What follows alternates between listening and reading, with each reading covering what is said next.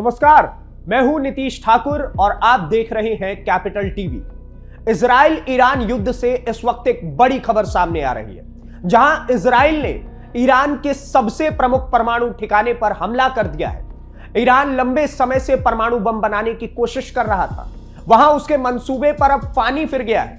यह युद्ध अब बिल्कुल ही अपनी दिशा बदल चुका है। बता दें कि ईरान इजराइल युद्ध की शुरुआत का भी सबसे बड़ा कारण यही था कि इजराइल नहीं चाहता था कि ईरान परमाणु हथियार बनाए, क्योंकि ये इजराइल के लिए एक बहुत बड़ा खतरा हो सकता था।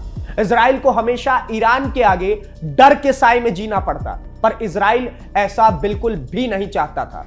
तो ऐसे में इजराइल का यह हमला ईरान के लिए एक बेहद बुरी खबर है। ऐसे में यह भी एक अहम सवाल है कि क्या इजराइल ईरान युद्ध यहां से खत्म हो जाएगा या फिर और विस्तारित और व्यापक रूप ले लेगा। यह भी एक बहुत बड़ा सवाल बनता है। पूरी खबर आपको विस्तार से बताते हैं। मिडिल ईस्ट एक बार फिर बारूद के ढेर पर बैठा हुआ है। इस बार मामला और भी ज्यादा संवेदनशील हो गया है, क्योंकि निशाने पर कोई आम सैन्य ठिकाना नहीं, बल्कि ईरान का सबसे अहम परमाणु केंद्र नतांज न्यूक्लियर फैसिलिटी रहा है। खबरों के मुताबिक इजराइल और यूनाइटेड स्टेट्स ने मिलकर इस हाई सिक्योरिटी साइट पर जबरदस्त बमबारी कर दी है। धमाके इतने शक्तिशाली थे कि उनकी आवाज कई सैकड़ों किलोमीटर दूर तक सुनाई दी है और पूरे इलाके में अब अफरा तफरी मच चुकी है। लेकिन इस पूरे घटना में सबसे बड़ी राहत की बात यह रही कि अब तक किसी भी तरह के रेडिएशन लीक की पुष्टि नहीं हुई है। ईरान के अधिकारियों और वहां की मीडिया ने साफ किया है कि परमाणु सामग्री सुरक्षित है और आसपास के इलाकों में रहने वाले लोग खतरे से बाहर हैं। हालांकि यह सिर्फ एक राहत की खबर है, असली कहानी इससे भी कहीं ज्यादा बड़ी है। अगर इस हमले को रणनीतिक नजरिए से देखें तो यह इजराइल के लिए सिर्फ एक एयर स्ट्राइक नहीं, बल्कि एक बड़ी सैन्य और राजनीतिक जीत के रूप में देखा जा रहा है, क्योंकि नतांज वही जगह है जहां ईरान पिछले कई सालों से अपने परमाणु कार्यक्रम को आगे बढ़ा रहा था। यही वो केंद्र है जहां यूरेनियम संवर्धन, यूरेनियम एनरिचमेंट का काम होता था, बचाया जाता था यूरेनियम को और उसके बाद उसको अलग अलग प्रकार से ढाला जाता था ताकि वो परमाणु हथियारों में तब्दील हो सके। और यही प्रक्रिया परमाणु बम बनाने की दिशा में सबसे अहम कदम माना जाता है। इजराइल लंबे समय से यह आरोप लगाता रहा है कि ईरान अपने परमाणु कार्यक्रम को सिर्फ ऊर्जा या शोध के लिए नहीं, बल्कि परमाणु हथियार बनाने के लिए इस्तेमाल कर रहा है। ईरान हमेशा से इन आरोपों को खारिज करता रहा है, लेकिन अंतरराष्ट्रीय एजेंसियों की रिपोर्ट्स और खुफिया सूचनाएं कई बार इस दिशा में इशारा करती रही है कि ईरान मंशा पूर्ण तरीके से और शांतिपूर्ण नहीं हो सकता है। उसकी मंशा यह है कि हमें परमाणु बम चाहिए। अब जब नतांज जैसे अहम केंद्र को निशाना बनाया गया है, तो इसका मतलब साफ है, इजराइल सीधे तौर पर ईरान की परमाणु क्षमता को कमजोर करना चाहता है। और अगर इस हमले में वहां के इंफ्रास्ट्रक्चर, मशीनरी और संवर्धन क्षमता को नुकसान पहुंचा है, तो यह इजराइल के लिए बहुत बड़ी रणनीतिक सफलता मानी जाएगी। असल में नतांज सिर्फ एक प्लांट भर नहीं है, बल्कि ईरान के पूरे परमाणु कार्यक्रम का दिल है। यहां हजारों सेंट्रीफ्यूज मशीनें लगी होती हैं जो यूरेनियम को उच्च स्तर तक संवर्धित करती है।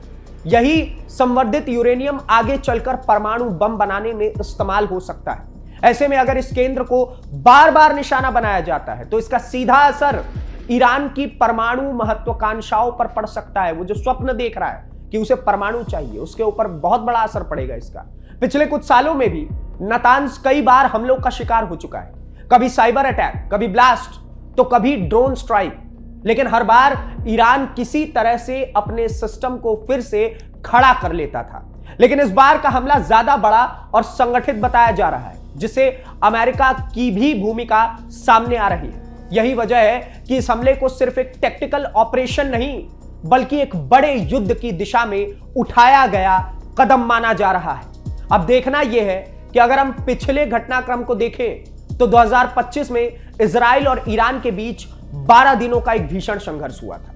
उस समय भी नतांज मुख्य टारगेट था इजराइल का। उस युद्ध में दोनों तरफ से मिसाइलें चली, ड्रोन के हमले हुए और पूरा मिडिल ईस्ट तनाव में आ गया था। अमेरिका भी उस समय सीधे तौर पर इजराइल के साथ खड़ा नजर आया था।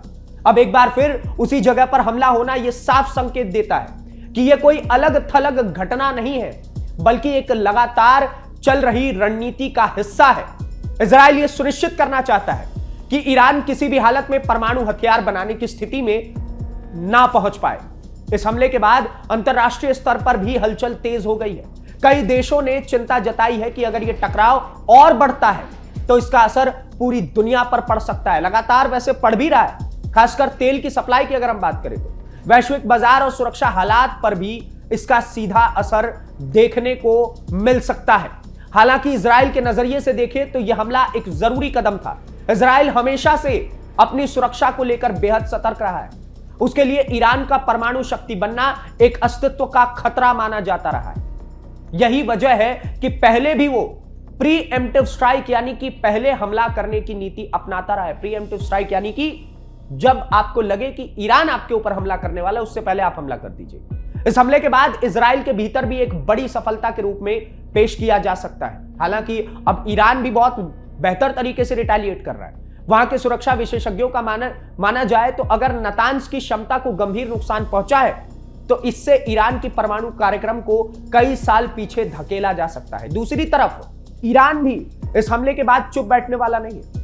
वहां की सरकार ने इसे खुली आक्रामकता बताया है और जवाब देने की बात की है। कहा है कि हम बहुत बेहतरीन तरीके से रिटेलिएट करेंगे इजराइल के ऊपर। ईरान के पास भी मिसाइल और ड्रोन की बड़ी ताकत है और वो पहले भी इजराइल पर अप्रत्यक्ष हमले कर चुके हैं, चाहे वो प्रॉक्सी ग्रुप के जरिए हो या फिर सीधे तरीके से हो। इस समय सबसे बड़ा सवाल यही है कि क्या यह हमला एक बड़े युद्ध की शुरुआत है, क्योंकि अगर ईरान ने जवाबी कार्रवाई की तो यह टकराव सिर्फ 2 देशों तक सीमित नहीं रहेगा।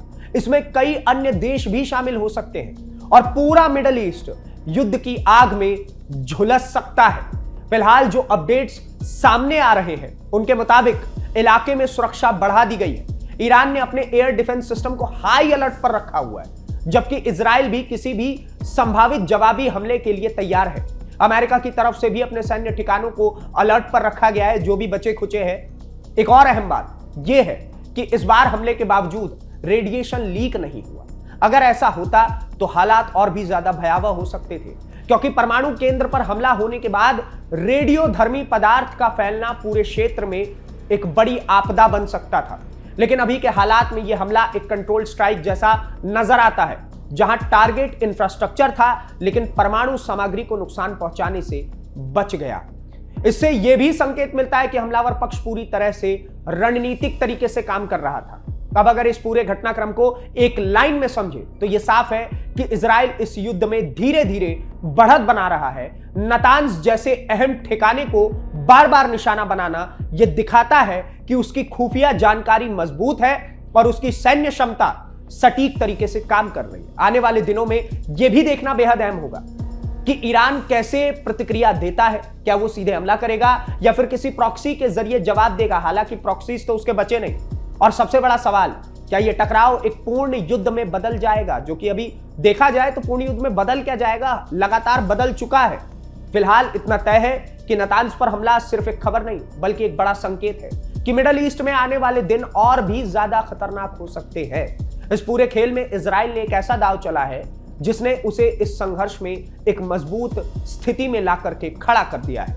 बाकी आप क्या सोचते हैं इस पूरी खबर को लेकर के कि आखिरकार इजराइल का नातांज एयरबेस पर यह हमला, नातांज परमाणु ठिकाने पर यह हमला ईरान को कितनी बड़ी समस्या में ला करके खड़ा कर सकता है और पूरी दुनिया का, पूरी मिडिल ईस्ट का इसको लेकर के क्या रुख होने वाला है? क्या इजराइल इस युद्ध में धीरे धीरे करके क्या बढ़त बना रहा है या फिर यह ईरान के लिए एक बहुत बड़ी समस्या हो सकती है और ईरान इसको लेकर के किस प्रकार की जवाबी कार्रवाई करेगा? क्योंकि बीते लंबे समय से हम देख रहे हैं कि अब धीरे धीरे करके ईरान ने भी बहुत बेहतरीन तरीके से रिटेलिएट करना शुरू कर दिया है। और क्या इस नातांज बेस पर हमला पूरे के पूरे दुनिया के लिए एक खतरे की घंटी बन जाएगा? क्योंकि इसमें एक बड़ी समस्या यह भी है कि जो ऑयल फील्ड है उस पर भी बहुत बड़ी बातें उठ सकती है और पूरे दुनिया को ऑयल क्राइसिस से और भी बुरी तरीके से झेलना पड़ सकता है, ऑयल क्राइसिस को और एलपीजी क्राइसिस को। हालांकि देखने वाली बात यह होगी कि क्या अब यह युद्ध खात्मे की ओर बढ़ रहा है, धीरे धीरे करके ये खत्म होता चला जाएगा या फिर ये रूस यूक्रेन के युद्ध की तरह एक विस्तारित रूप ले लेगा जो कि लंबे समय से 3-4 सालों से लगातार घसीटा जा रहा है। ये सब कुछ वक्त के कोख में छोड़ दिया जाए और जानने का प्रयास किया जाए कि आखिरकार इस युद्ध में ईरान आगे बढ़ रहा है, अपनी बढ़त बना रहा है, या फिर इजराइल। आप क्या सोचते हैं इस पूरी खबर को लेकर के? हमें कमेंट बॉक्स में जरूर बताओ और ऐसी वीडियोस को देखने के लिए कैपिटल टीवी को सब्सक्राइब करिए। धन्यवाद, नमस्कार, जय हिंद, जय भारत।